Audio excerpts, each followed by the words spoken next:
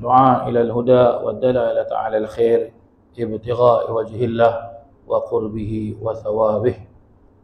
اللهم صل على سيدنا محمد الفاتح لما أغلق والخاتم لما سبق ناصر الحق بالحق والهادي إلى صراطك المستقيم وعلى آله حق قدره ومقدار العظيم. اللهم صل على سيدنا اللهم صل صلاة كاملة وسلم سلاما تاما على سيدنا محمد الذي تنحل به العقد وتنفرج به الكرب وتقضى بالحوائج وتنال به الرغائب وحسن الخواتم ويستسقى الغمام بوجه الكريم وعلى آله وصحبه في كل لمحة ونفس بعدد كل معلوم لك. اللهم صل على سيدنا محمد طب القلوب ودوائها وعافية الأبدان وشفائها ونور الأبصار وضيائها وعلى آله وصحبه وسلم. اللهم صل على سيدنا محمد نورك الساري ومدادك الجاري واجمعنا به في كل أطوار وعلى آله وصحبه يا نور. اللهم صل على سيدنا محمد نور الأنوار وسر الأسرار وترياق الأخيار ومفتاح باب اليسار سيدنا مولانا محمد المختار وآله الأطهار وأصحاب الأخيار عدد نعم الله وإفضاله. اللهم صل على سيدنا محمد مفتاح باب رحمة الله عدد ما في علم الله صلاة وسلاما دائمين بدوام ملك الله وعلى آله وصحبه ومن والاه ولا حول ولا قوة إلا بالله. Para jemaah yang dirahmati Allah Subhanahu wa taala, Assalamualaikum warahmatullahi wabarakatuh.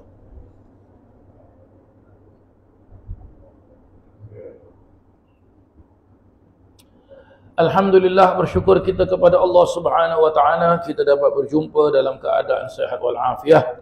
Moga-moga perjumpaan kita ini diberkati oleh Allah Subhanahu wa taala. Kita akan melanjutkan pengajian kita yang dia merupakan hadis yang terakhir dalam bab yang ke-57 ini, bab yang memperjelaskan tentang sifat tentang sifat afaf, tentang sifat qanaah. Hadis yang ke-16 dalam bab yang ke-57 dan ia merupakan hadis yang ke-535.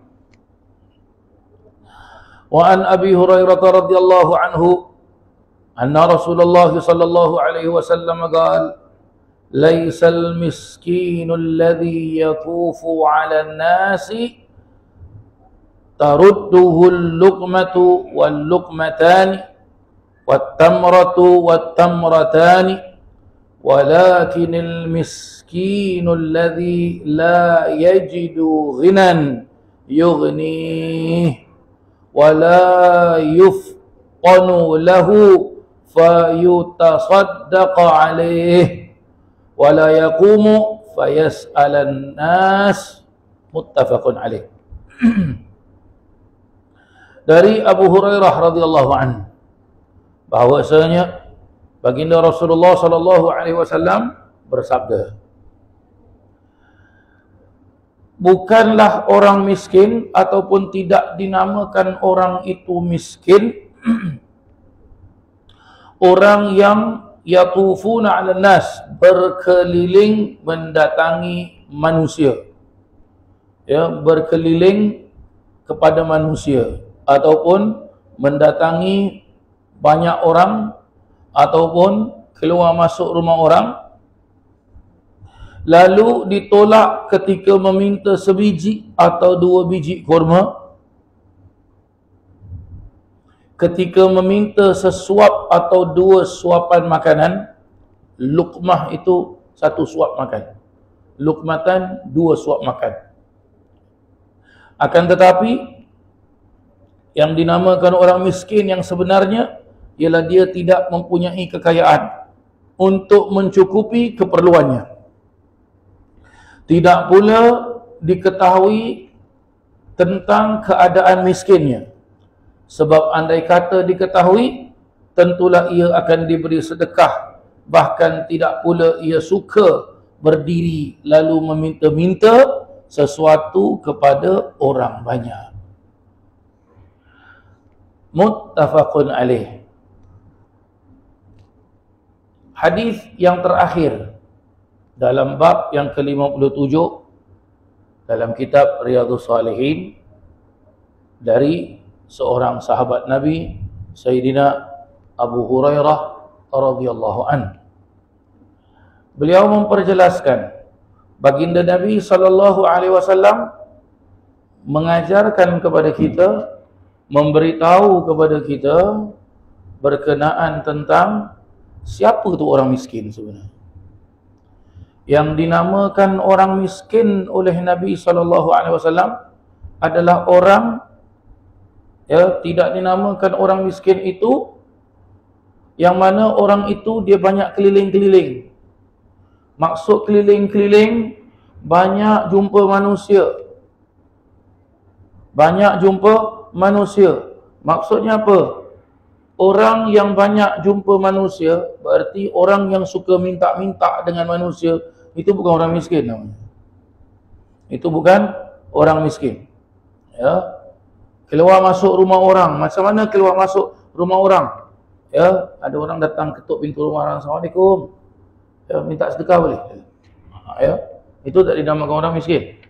Ya, lain dengan orang datang ketuk pintu, Assalamualaikum.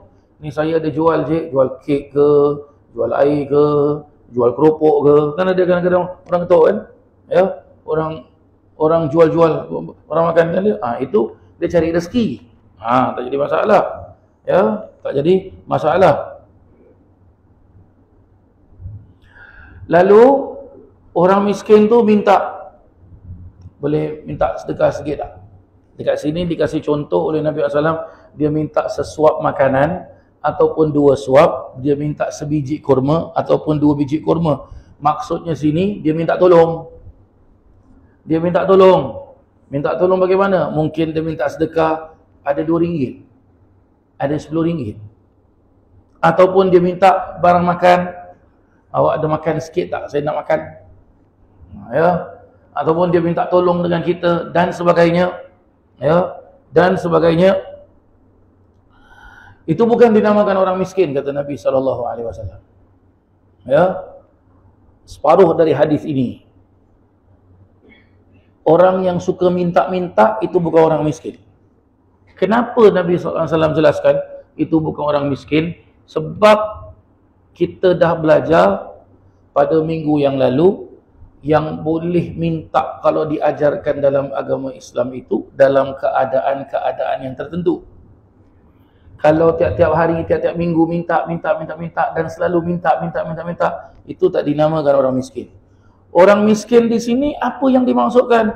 Yang dimaksudkan, yang boleh kita faham di sini adalah orang yang tidak perlu ditolong. Itu dia. Ya, orang yang tidak perlu ditolong.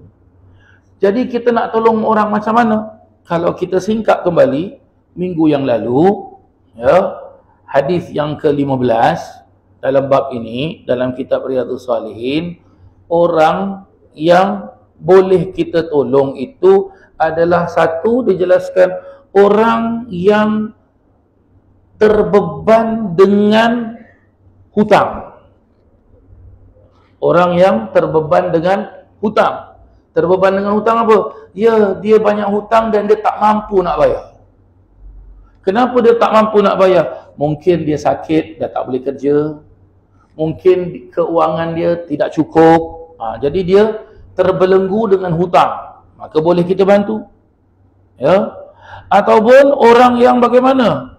Orang yang melarat hidupnya. Hidupnya melarat. Bagaimana hidupnya melarat? Rumah tak ada. Ya. Yang seperti sekarang kita lihat, ya, kita tak dapat nak tutup para jemaah sekalian. Tak dapat nak tutup. Maksud saya tak dapat nak tutup, kita tak boleh menafikan. Ya, kita buka media sosial. Kita buka, ya. Kita lihat sekarang keadaan yang perlu untuk ditolong. Perlu untuk ditolong. Itu dia. Di kawasan Baitul Maqdis. Rumah tak ada, tempat tinggal tak ada, hidup melarat, nyawa terancam. Tidur malam pun dalam keadaan ketakutan. Sebab anytime, boom, habis, mati. Anytime. Dah tak ada lagi tempat untuk berlindung. Pindah sana, pindah sini. Ini hidup melarat. Ini hidup melarat. Hidup susah. Hidup susah. Dan lagi satu, orang yang bagaimana? Orang yang musnah hartanya. Hartanya habis, musnah. Contoh mungkin dia terkena bankruptcy. Dia dianiaya. Orang memporak-perandakan harta dia. Mencuri harta dia. Ini melarat, habis para jemaah sekalian.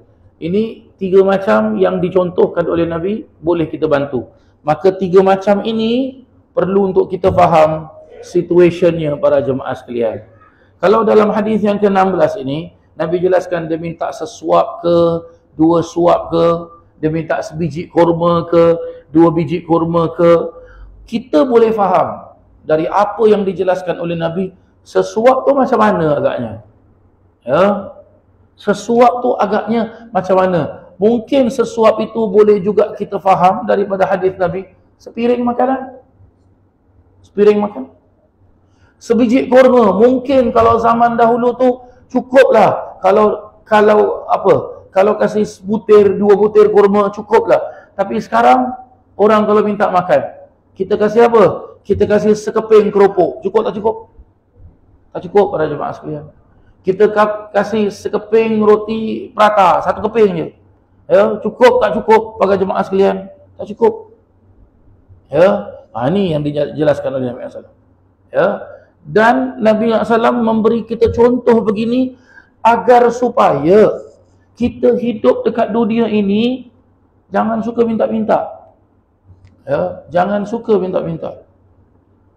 Allah ciptakan kita tulang, urat, daging, ada tenaga, kerja. Kerja. Orang kadang-kadang salah anggap, oh aku dah tak boleh kerja. Baik, dalam agama Islam ni para jemaah sekalian, yang perlu untuk kita faham di sini, bukan Nabi tak kasih kita nak tolong orang, tak. Ada caranya kita tolong orang. Dan yang dimaksudkan dengan tolong pun, contohlah katakan awak ada company, awak tengok orang ni asyik minta sedekah je kerja dia, suruh panggil dia, tanya dengan dia, awak kenapa minta sedekah je, susah ke? Awak nak kerja tak? Contoh katakan, awak nak kerja tak? Kerja apa? Okey, sekarang kita contohlah katakan, sekarang kita dekat masjid ni, kita tak ada noja, orang yang bersihkan masjid, vacuum kapet masjid, cuci toilet, bersihkan kipas, bersihkan lampu dan sebagainya. Awak nak kerja tak? Bolehlah kalau macam gitu. Maka kalau kita ada company, tolong orang yang susah. Lain ceritanya, awak nak kerja. Oh, saya sebenarnya tak boleh kerja. Badan sakit, kaki sakit.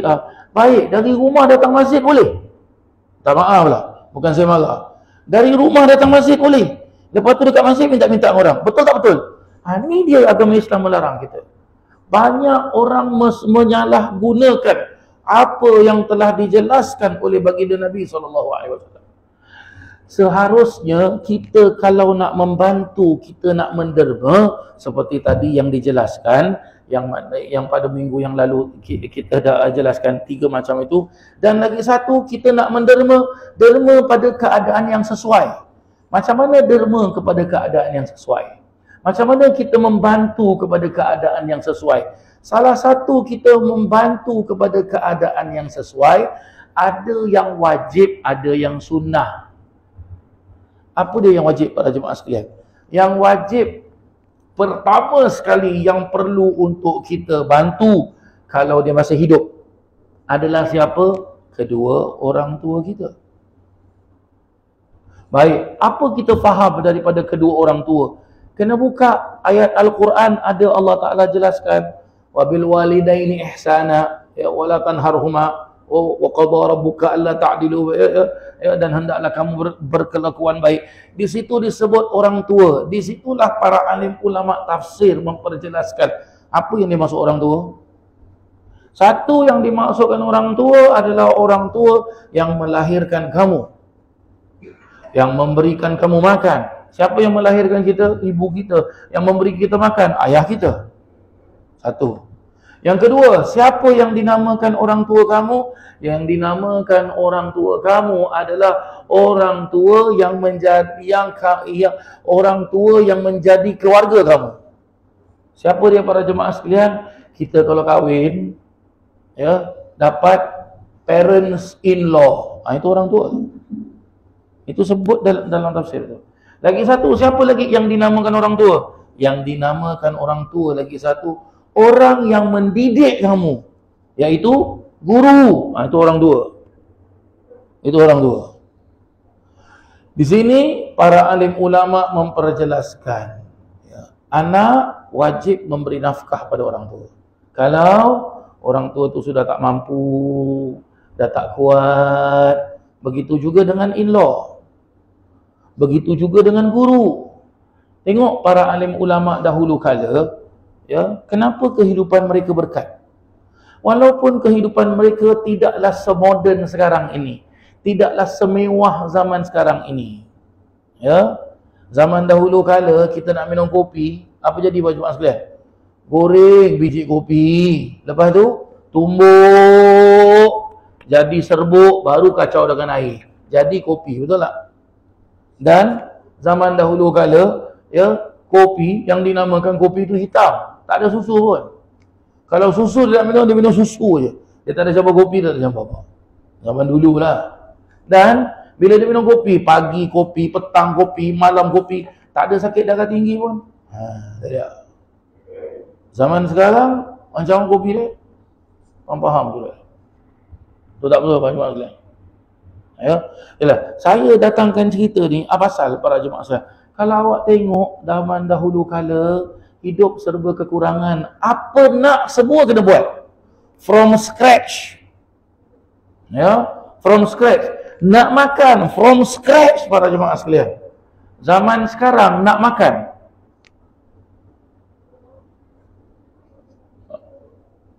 ya, from scratch, nak makan ni dia. Tak, tekan, sampai. Pukul berapa sampai? Pukul 3 pagi pun boleh sampai para jemaah sekalian. Macam saya baru balik dari Melaka para jemaah sekalian. Hari Senin pagi sampai. Ya, saya dengan Firhat ni, ya, kita pergi Melaka, ada majlis maulid besar di sana. Ya, sempat juga saya ziarah beberapa makam-makam para awliya yang sezaman dengan Habib Noh. Sezaman dengan Habib Noh. Dan dia cerita, dulu Habib ni, dulu orang ni, makam ni pernah jumpa Habib Noh begini. Saya dengar tersengang. Ayo, kita pun tak tahu ni cerita. Ya. Terkejutnya saya sampai rumah, ya. Saya buka pintu, senyap je semua. Saya keluar toilet, semua bangun tidur, dah siap dekat atas meja French fries. Saya tanya, "Hai, bila dapat ni?" "McDonald kau datang." Tengok. Tu zaman sekarang. Zaman dulu nak makan kentang goreng kena kopi. Tapi mereka hidup alhamdulillah, tak suka minta-minta dengan orang. Tak ada minta-minta. Susah itulah dia. Makanan very limited. Kadang-kala yang ada ubi kayu saja. Okeylah, ubi kayu makan.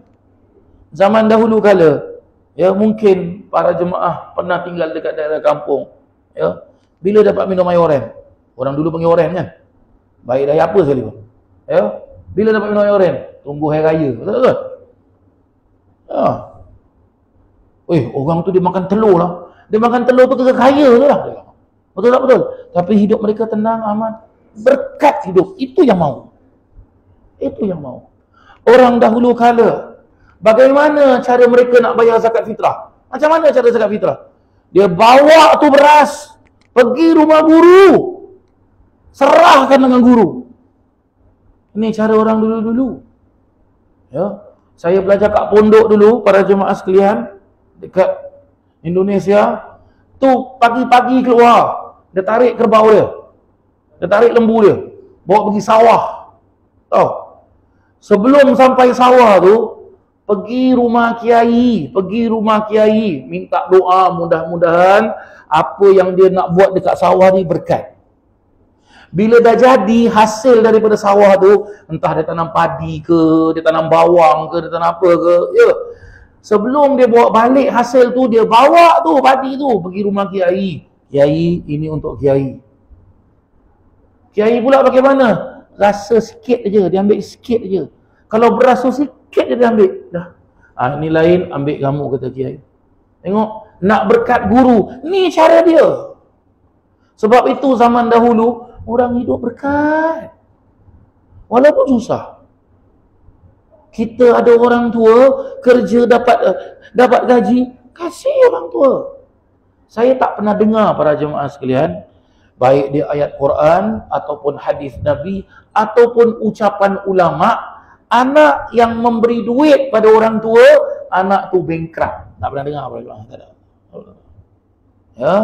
Anak murid yang berkhidmat dengan guru, hidup dia tunggang langgang. Tak pernah. Minta maaf lah. Minta maaf. Bukan saya marah tau. Tak. Tapi zaman sekarang terbalik. Anak nak kahwin, habiskan harta orang tua. Anak nak beli rumah, pinjam duit dengan orang tua. Anak nak beli kereta, nak upfront tu kereta tu, 10,000 ke 1,000 ke berapa ke, minta duit sama orang tua. Siapa yang habis harta orang tua? Zaman sekarang, guru take advantage pada anak murid. Ya, apa-apa je guru tu minta, kau tolong aku. Tak boleh dah. Engkau nak murid aku kan? Aku sumpah kau nanti. Ini guru tak ada berkat pada guru. Jangan belajar para jemaah sekalian. Ini yang dijelaskan. Minta maaf pula para jemaah sekalian. This is what happening para jemaah sekalian. This is what happening. Zaman dahulu kala guru Quran yang kita bilang apa? Apa? Tok guru lah. Ya, guru Quran yang kita kalau pergi rumah dia ataupun dia datang rumah kita, dia ajar kita A I U. Dia minta duit. Tak ada minta duit. Ya, mungkin zaman dulu duit tu bukan satu benda yang perlulah. Ya, mungkin zaman dulu nak beli barang pun saya ada jagung, saya nak tukar dengan awak gula, boleh tak? Zaman dulu begini dia. Tapi walaupun duit tu tak perlu, barang makan tu perlu, dia minta, siapa nak belajar ngaji dengan aku, setiap bulan 10 kilo beras masuk rumah, 10 kilo ayam masuk rumah, 10 kilo daging masuk rumah, 10 liter minyak masuk rumah. Ada? Tak ada. Bahkan anak murid susah jumpa guru. Guru kasih anak murid duit. Guru kasih anak murid duit. Tu dia. Tengok tu. Dan anak murid tu, kalau dia dah biasa datang ke majlis guru, pengajian, tahu-tahu tak datang, dia nak datang lagi, takut. Menggeletar takut. Tu dia. Itu dia bagi jemaah sekalian. Saya ingat, saya tak pernah nampak, tapi saya pernah jumpa lah waktu saya masih kecil. Tapi saya pernah dengar cerita daripada anak-anak muridnya. Almarhum Al-Arif Billah Syekh Umar bin Abdullah Al-Khatib. Ya, dulu beliau sering duduk di antara pintu ni, tempat Mi'ali Al-Kabzul. Kif halak Habib, bikhair insya-Allah. Orang tu pun sudah datang, lepas tu tak datang lagi. Lepas tu datang lagi, dia tengok dengan Syekh Umar panggil. Sini kita. Engkau pasal sudah tidak datang. Oh Habib, saya sakit, saya susah, saya gini, macam-macam cerita. Syekh Umar keluar duit, kasih duit. Ini duit ambil. Tiap-tiap minggu mau datang sini belajar. Habis tak cukup, minta lagi. Saya kasih. Ini macam be guru kita mahu bagi jemaah sekalian. Ini macam be guru kita mahu. Ya, yang dinamakan, sebab itu kadang-kadang kita belajar fikih ni kena faham. Ya, zaman sekarang kita bilang orang alim, setakat alim. Padahal alim tu apa? Dia alim tu, zaman dulu kalau bilang imam, beza dengan zaman sekarang. Zaman sekarang imam, setakat imam masjid dia sudah habis cerita dah. Zaman dulu imam tak. Zaman dulu imam dia mufti. Dia presiden. Ya, dia punya ilmu, luas lautan ilmu dia. Masya Allah. Ya, tu yang dinamakan orang alim. Zaman sekarang baru tahu ana inti. Oh, kau orang alim tu. Cantik muka. Baru tahu ana inti. Kita tanya ni pen kan, bahasa Arab apa? Dia garuk kepala.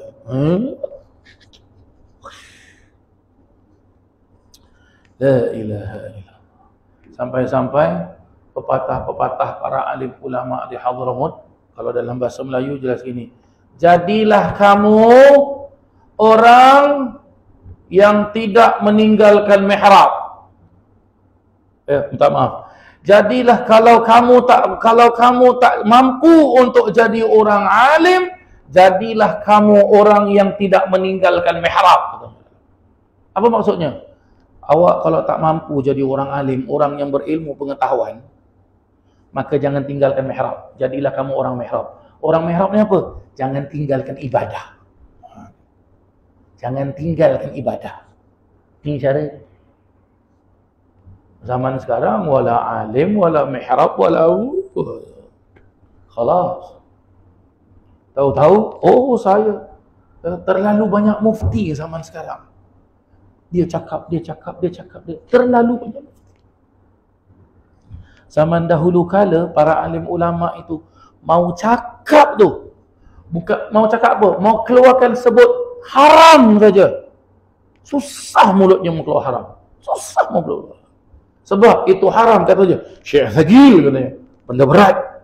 Tak boleh suka-suka haram. Zaman sekarang kan banyak. Haram. Haram jadah tak ada kan? Sebab itu zaman dahulu kalanya berkatnya besar.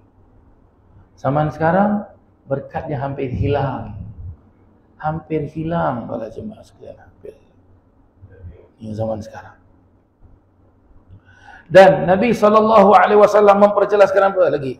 Walakin al-miskin, yang dinamakan akan tetapi yang disebut dengan orang miskin, la yajidu ghinan yughnihi, tidak ada kekayaan yang tidak mempunyai kekayaan yang dapat mencukupi keperluannya. Tidak ada kesanggupan, tidak ada kehidupan yang dapat mencukupi keperluan hidupnya. Dan tidak pula diketahui yang dia itu miskin, kata Nabi SAW. Wala yuftanu lahu, dan tidak ketahui pula yang dia itu miskin. Berarti apa? Dia tak pernah cakap, saya susah, tolong saya. Ni. Ni dia. Di dalam kitab fikih para jemaah sekalian, terdapat dua orang imam yang besar. Satu disebut Imam Ibn Hajar, lagi satu disebut dengan Imam Ramli. Dua orang ulama besar. Ini dua orang ulama besar, kalau sudah mereka bercakap, yang lain semua diam. Dan kebanyakan hukum-hukum fikih, mereka berdua bercakap, ada kalanya hukum fikih itu sama hukumnya. Maksudnya sama hukumnya bagaimana? Kalau Imam Ibn Hajar kata sah, Imam Ramli pun kata sah. Kalau dia kata batal, maka Imam Ramli pun kata batal. Ada kalanya hukum fikih itu, ada kala jawapan mereka itu tak sama. Tak sama bagaimana? Yang satu katakan boleh, yang satu katakan harus. Macam tu lah dia. Ya. Kalau satu kata black, yang saya cakap Imam Ibn Hajar bilang black, Imam Ramli bilang black, Imam Ibn Hajar bilang white, Imam Ramli bilang white. Kadang-kala Imam Ibn Hajar bilang black, Imam Ramli bilang white. Imam Ramli bilang black, Imam Ibn Hajar bilang white. Ini apa kita faham ni? Ini level darjat kealimannya dua orang ni. Jangan kita challenge kepada jemaah sekalian, sebab tak akan mampu kita challenge. Tak akan mampu kita jalan. Ini besar punya alif para jemaah sekalian. Ya, hebat alifnya ni, masya-Allah. Ya. Diceritakan para jemaah sekalian, pernah satu ketika ada sebuah kampung mempunyai masalah. Macam-macam masalah. Maka dijemput dua orang imam ini datang. Maka datang kedua-dua imam ini. Bila datang, mereka pun mulakan pertanyaan.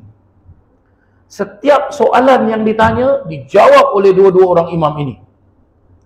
Dan sebahagian besar daripada jawapannya tak sama jawapan dia. Ya, tak sama jawapan dia. Tapi setiap kali bila mereka mau menjawab, yang satu tunduk. Yang lagi satu dia tak tunduk. Dia pusing kanan, dia pusing kiri. Dan ada kalanya bila mereka nak jawab, dua-dua tengok langit. Okay, baru jawab. Ya. Tadi saya bilang apa? Ini dua orang imam, level alim dia. Masya Allah. Kita tak boleh. Kita tak sampai lah. Level alim dia tak sampai. Tak sampai. Tak sampai. Ya. Orang tanya. Soalan terakhir. Orang tanya. Wahai Tuan, katanya. Ya. Soalan saya ni lain daripada yang lain. Dua-dua jawab. Silakan. Soalan saya, dari tadi saya perhatikan Tuan. Setiap kali Tuan nak jawab, yang ini tengok bawah. Yang ini tengok kanan, tengok kiri. Ada kala dua-dua tengok atas. Apa pasal? Ya, apa pasal? Ini diceritakan pada Jumaat sekalian. Dekat mana Ustaz dapat cerita ni? Kitab fikih banyak cerita. Mau kena buka kitab. Ya. Satu tengok bawah.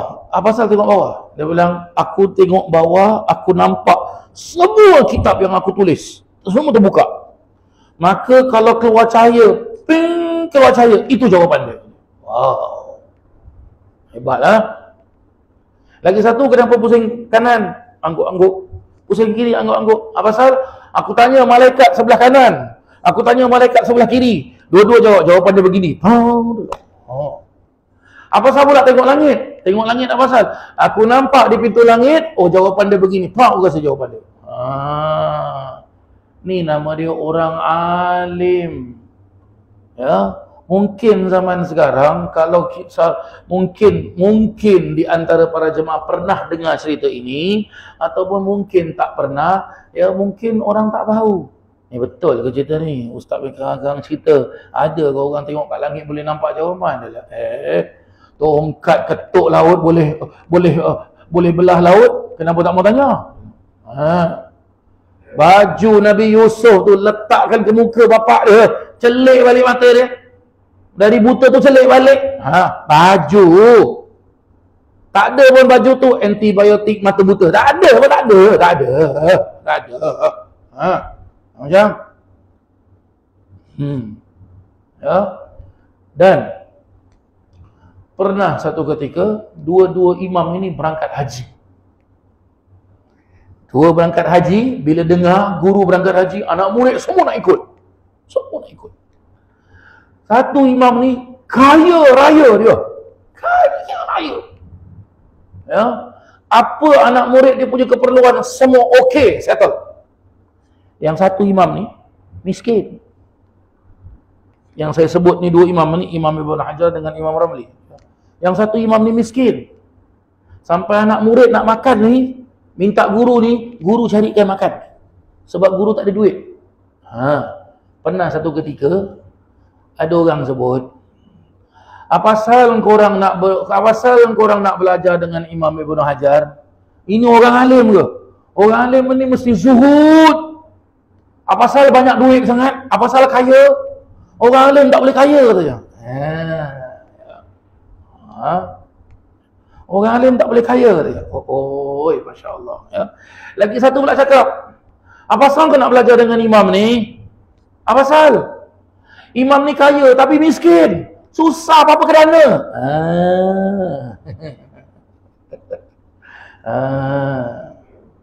Yang kaya bilang apa?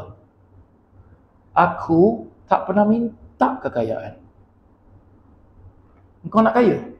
Nak? Tunggu sekejap. Dia bentang sejadah, Allahu Akbar. Dia sembahyang 2 rakaat dia. Sembahyang 2 rakaat dia. Lepas tu dia panggil orang tu. Kau bilang aku kan, kau tanya aku apa pasal aku kaya kan? Padahal aku tak nak kaya, tapi kaya datang cari aku. Kau nak kaya kan? Aku angkat sejadah ni Dia angkat sejadah. Zaman tersebut bukan duit, harta. Apa? Emas. Ketul-ketul mas, ambil lah. Aku tak heran. Aku tak nak ni mas. Tapi bila aku sembahyang, emas ada dekat bawah sejadah. Ini tak dicerita bedik macam mana. Ini sebut dalam kitab ni. Yang lagi satu, imam si miskin. Apa kau cakap? Aku miskin Engkau haus tak? Haus. Mes ni. Ya. Ambil tu baldi. Tali ikat. Campak kat berigi. Kau campak kat berigi tu, kau sebut nama aku. Sebut nama aku, lepas tu kau tarik tu baldi.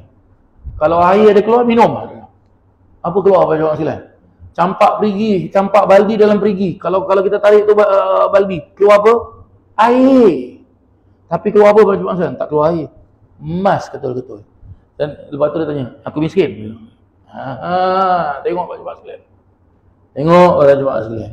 Nah, tadi. Ya, tadi. Ini cara orang dahulu kala pada jemaah sekalian. Ini cara orang dahulu kala. Ya. Saya pernah jumpa para jemaah sekalian. Seorang kiai ini. Dia asal daripada Pulau Boyan. Datang naik perahu ke Singapura. Duduk kat Singapura dan meninggal pun di Singapura. Beliaulah yang hantar saya ke pondok. Saya pernah tanya dengan dia. Kiai, ya. Kiai kenapa banyak duit? Kiai senyum. Saya tak pernah tengok Kiai pakai wallet. Kiai punya duit semua dekat dalam envelope. Ya. Apa salah? Kiai tengok saya. Kiai bilang apa? Duit saya tak boleh masuk wallet. Apa salah? Wallet tak cukup. Tak cukup. Ya. Awak nak tahu saya banyak duit? Boleh? Okay. Ya. Dia masukkan duit dalam envelope, dia kasih saya. Taruh bawah bantal, tidur. Ya. Besok pagi dah makan apa semua. Saiful Rijal, saya Kiai. Ambil envelope bawah bantal. Saya ambil tu. Jangan buka, kata Kiai. Saya kasih Kiai. Kiai buka, dalam tu duit secekak-secekak keluar.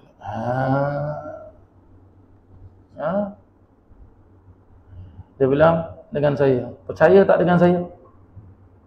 Ni duit, betul ni duit kau? Saya tengok.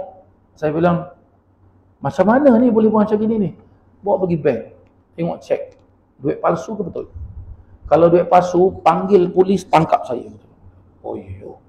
Panggil polis tangkap saya. Ini cara orang dulu-dulu macam sekalian. Ada ke orang macam gitu? Kita jangan bingung tentang perkara gini Pak Jemaah sekalian. Tengok para nabi tu. Tengok para nabi tu. Tongkat ketuk laut terbelah. Apa? Siapa ada tongkat ni? Pergi ketuk laut. Dekat East Coast begitu. Tengok terbelah ke tidak? Lain lah. Tongkat Nabi Musa dengan tongkat kita lain. Tak sama. Tak sama. Tengok dalam sejarah para nabi-nabi. Malaikat maut datang jumpa Nabi Musa. Dia nak cabut nyawa Nabi Musa. Nabi Musa sepak muka dia.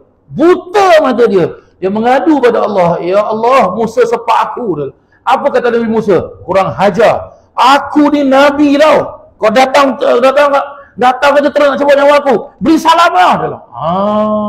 Tengok baju sekalian. Memanglah pelik. Sebab itu dijelaskan. Para Nabi, para Rasul, mukjizat. Orang alim, orang wali Allah, kita sebut keramat. Betul. Ada di Hadramut itu para jemaah sekalian ceritanya. Sepanjang dia hidup, ya, api kayu tu yang dibakar kayu tersebut untuk jadikan api biar boleh masak dekat dapur, tak pernah padam. Siang malam tak pernah padam. Tiap hari kasih orang makan 700 hingga 800 orang makan. Setiap orang yang masuk rumah dia dalam keadaan sedih nangis, tak ada satu yang keluar dari rumah dia dalam keadaan sedih nangis. Semua ketawa, happy. Semua ketawa, happy. Ya, Al-Imam Fakhrul Wujud Syekh Abu Bakar bin Salim radhiyallahu anhu. Kita bila kasih makan orang? 700, 800, 1000 orang bila? Bila macam mana? Bila anak kahwin, betul? Kan jumpa orang kan? Bila? Kalau ada anak satu, satu tu lah kasih orang suruh makan dah. Ini hari-hari kasih orang makan. Hari-hari kasih orang makan. Sampai ada wali lagi satu datang jumpa dia. Aku tengok kau kesian, tiap-tiap hari kena masak, kasih orang makan, kasih apa. Engkau tak nak aku tolong kau. Apa dia bilang? Tak apa, selagi aku boleh mampu kasih makan dan selagi orang yang aku kasih makan tu tak sampai 1000 orang, kau jangan takut. Kalau lebih 1000 orang nanti aku panggil kau, minta tolong. Ini Imam Syekh Abu Bakar bin Saleh. Kita ada satu dekat Singapura, Syekh Umar Al-Khatib tu. Ya Allah, ya Allah, ya Allah. La ilaha illallah. Ni orang dulu-dulu tak ada minta-minta. Sebab itu hadis ini Rasulullah jelaskan. Zaman sekarang suka minta-minta. Allah jadikan kita badan buat kerja. Allah kasih kita kekayaan, jangan makan seorang. Jangan makan seorang. Bagi-bagi. Tengok orang dahulu kala, hidupnya susah. Yang ada cuma ubi kayu. Dia masih bagi lagi ubi kayu tu. Dia sendiri makan tak cukup. Tengok. Ni cara orang dulu-dulu. Zaman sekarang tak ada. Nak tunggu kaya baru nak sedekah. Wrong para jemaah sekalian. Wrong. Totally wrong.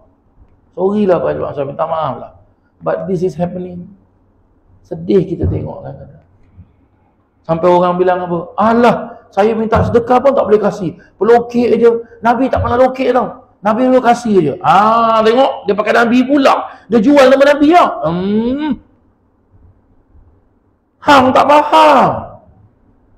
Orang tak kasih dia marah. Tengok.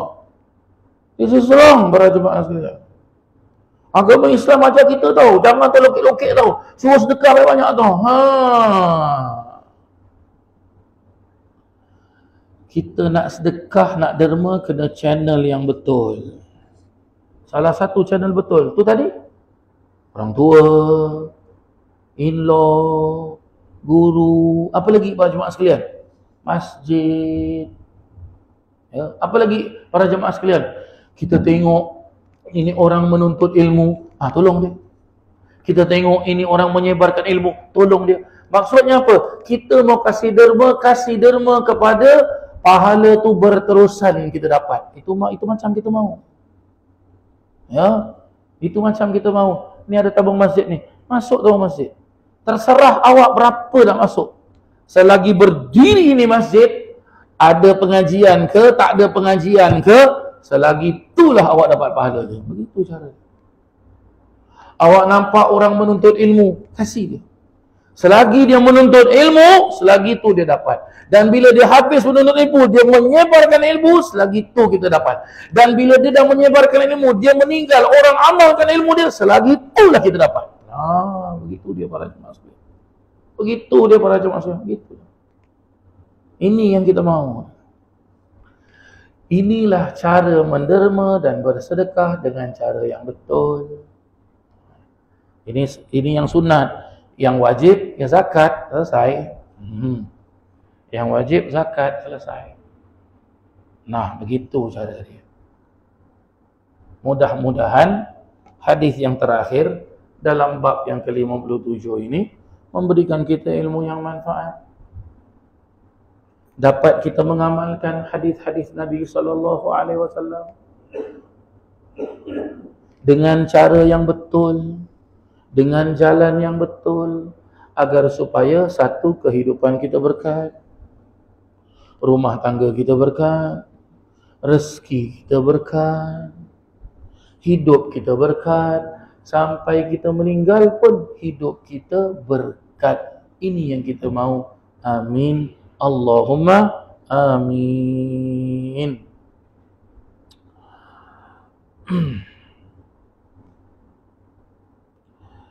Saya rasa kita cukupkan sampai di sini pengajian kita. Nanti insya-Allah minggu depan kita sambung lagi nanti insya-Allah. Ya. Al-Fatihah. An Allah ya'fu anna wa an walidina wa an auladina wa an masyayikhina wa an muallimina wa an ahli al-huquq 'alaina wa an jami'il muslimin. Wa anna Allah yarzuqna al-futuh wal munuh wal rusuh wa salah al-jasad wal ruh wa taubatan nasuh. وأن الله يرزقنا العلم والعمل ويحفظنا من الزيغ والزلال، وأن الله بجاه سيدنا محمد صلى الله عليه وسلم يغفر ذنوبنا ويذهب عنا غيظ قلوبنا ويجيرنا من مضلات فتن ما ظهر منها وما بطن، وأن الله يرزقنا القبول والإقبال والفوز برضا رب العالمين في الدين والدنيا والآخرة، وأن الله يصلح العباد والبلاد ويرحم العباد والبلاد، وأن الله يحفظ علينا الإسلام والإيمان. ومن يعتادون الرواها والقراءة في هذا المسجد آل عبد الرزاق وتوفهم الموت، وأن الله الكريم يغفر لنا ولهم ويختم لنا بالحسنى وهو راض عنا في خير ولطف وعافية، على من نوى أسلفنا الصالح، على من نوى السابقين في هذا المسجد، على من نوى شيخنا ومربينا ومرشدنا سيد الإمام الحبيب عمر بن محمد بن سالم بن حفيظ، وإلى حضرة النبي محمد صلى الله عليه وسلم. الفاتحة. أعوذ بالله من الشيطان. بسم الله الرحمن الرحيم. الحمد لله رب العالمين.